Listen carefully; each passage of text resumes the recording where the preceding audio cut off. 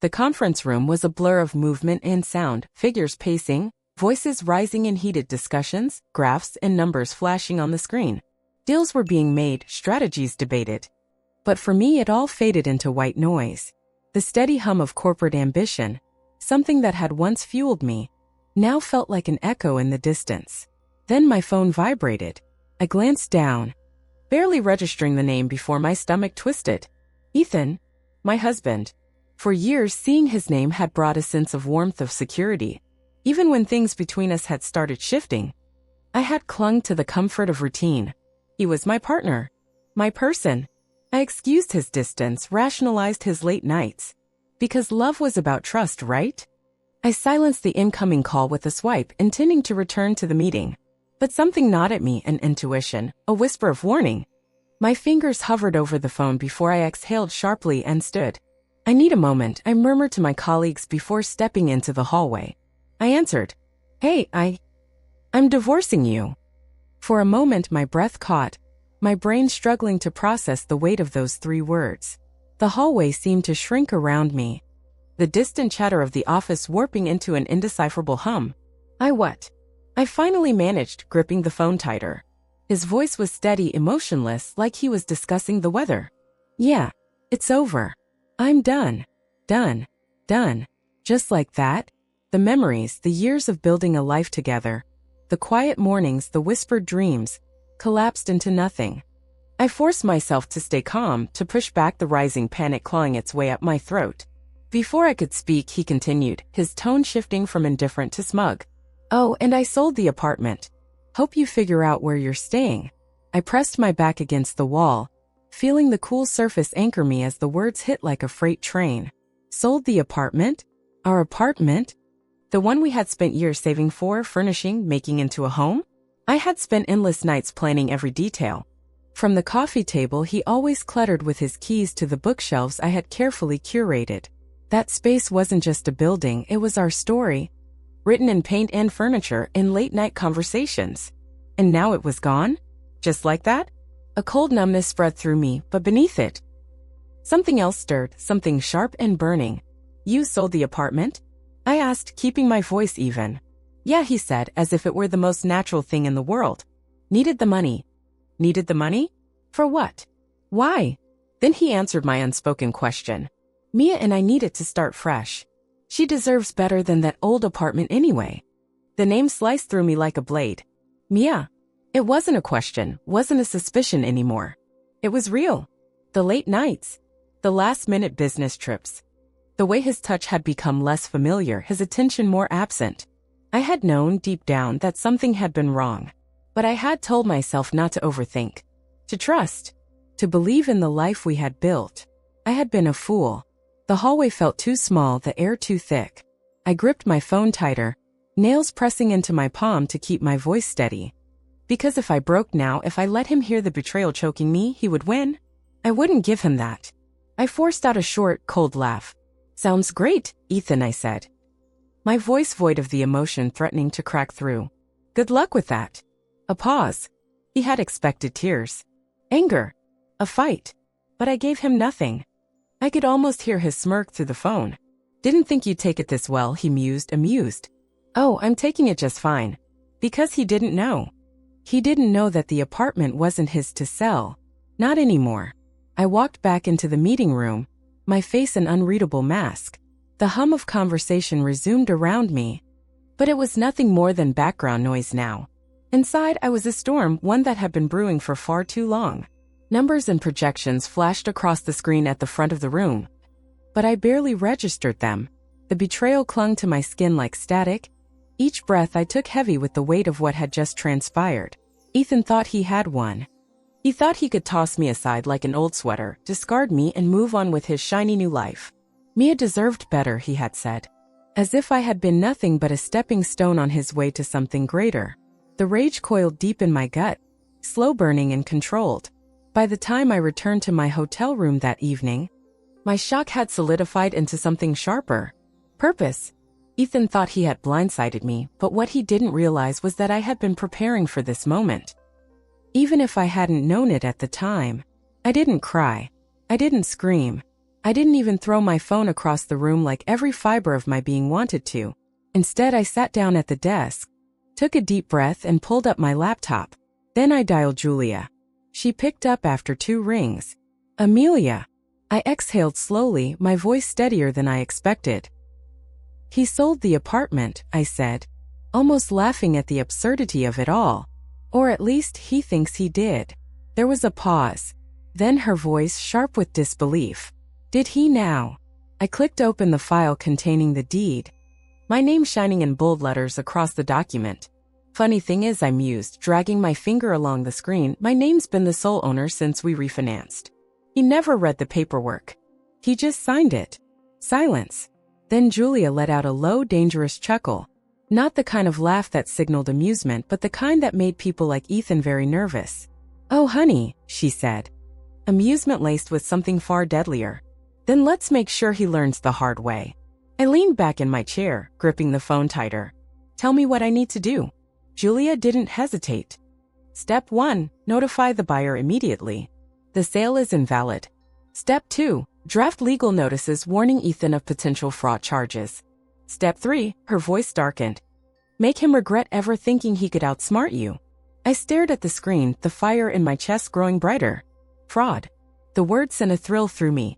He had no idea what kind of mess he had just created for himself. I stood up, pacing the length of the hotel room as I ran through the next steps in my mind. What's our angle? Julia didn't miss a beat. Simple. We play offense. We don't give him time to react.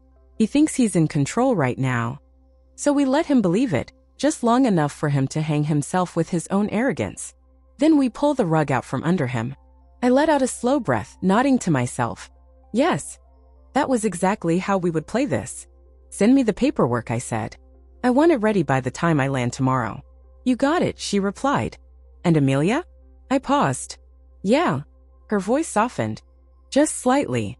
You okay? I thought about that for a moment. Was I? No. I was furious. Betrayed. A part of me still reeling from how easily Ethan had discarded me. But I also felt something else. Something new. Control. I squared my shoulders. I will be. I ended the call and sat back down, staring out the window at the city lights blinking in the distance. Ethan thought he had won. But the game had just begun. The moment I stepped into the apartment, I felt it. The shift. It wasn't just in the space, but in me. His things were still here, his expensive watch on the nightstand, his cologne lingering in the air, his shoes haphazardly kicked off near the door as if he had just stepped out and would return at any moment. As if nothing had changed. But everything had changed. This was no longer his home. I exhaled slowly, taking in the familiar yet strangely foreign space. This apartment had once been our sanctuary.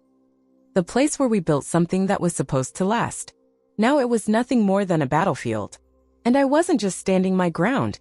I was reclaiming it. I placed my keys on the counter, my fingers brushing over the cool granite as I steadied myself. I knew he would come. Ethan was too arrogant, too entitled to let this go without a fight. He would storm in, demanding answers. Convinced that he still held power over me.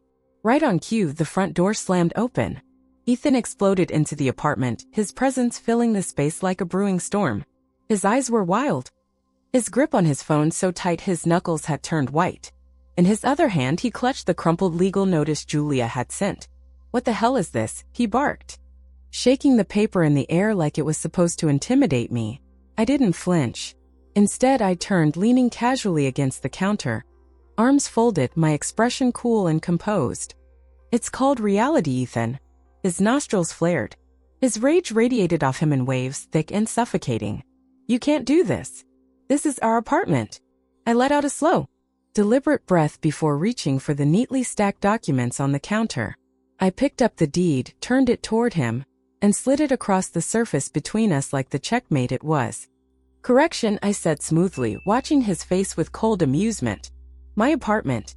And you signed off on that months ago.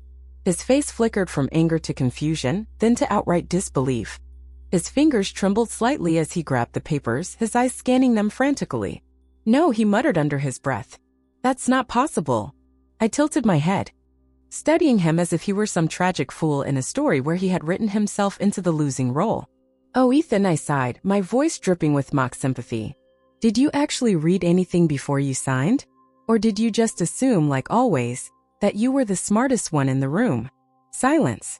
A deep, suffocating silence that settled between us like a heavy weight. For the first time, I saw something break in him. The realization hit like a sledgehammer. He had lost before he even knew he was playing. His jaw clenched so hard I thought he might break his teeth. His entire body went rigid as he flipped through the pages, his mind scrambling for some loophole, some way to undo what had already been done. But there was nothing. No escape. No second chances. No easy way out. I could see it in his face, the slow dawning horror of just how badly he had screwed himself over. And it was delicious. Then, just as the moment couldn't get any better, the final act of this performance walked in. Mia. She entered with a confidence that would have been admirable if it wasn't so misplaced. Her perfectly manicured fingers looped through Ethan's arm, her eyes sweeping over the apartment like a queen inspecting her new kingdom. The smugness in her expression was almost painful to witness. She barely acknowledged me. Instead, she took in the space, her lips curling in satisfaction. So this is where we'll be staying? She purred, running a finger along the edge of the couch as if she was already redecorating. I smiled then. Slow, sharp, merciless. Oh, sweetheart, I exhaled, shaking my head as if she were a naive little girl about to learn her first hard lesson. You won't be staying anywhere. Mia's smile faltered for just a fraction of a second before she caught herself. She let out a soft, breathy laugh, feigning amusement. I'm sorry, what? Ethan turned toward me, his fury flaring again, desperate to regain control. You're insane, Amelia. You think you can just kick me out? This is my home too. I took a slow step forward, my gaze locked onto his, unwavering. No, Ethan, I said, my voice steady as steel. It was. I tapped the deed still resting on the counter. And then you signed it away. The tension in the air became electric. For the first time, Mia's confidence wavered.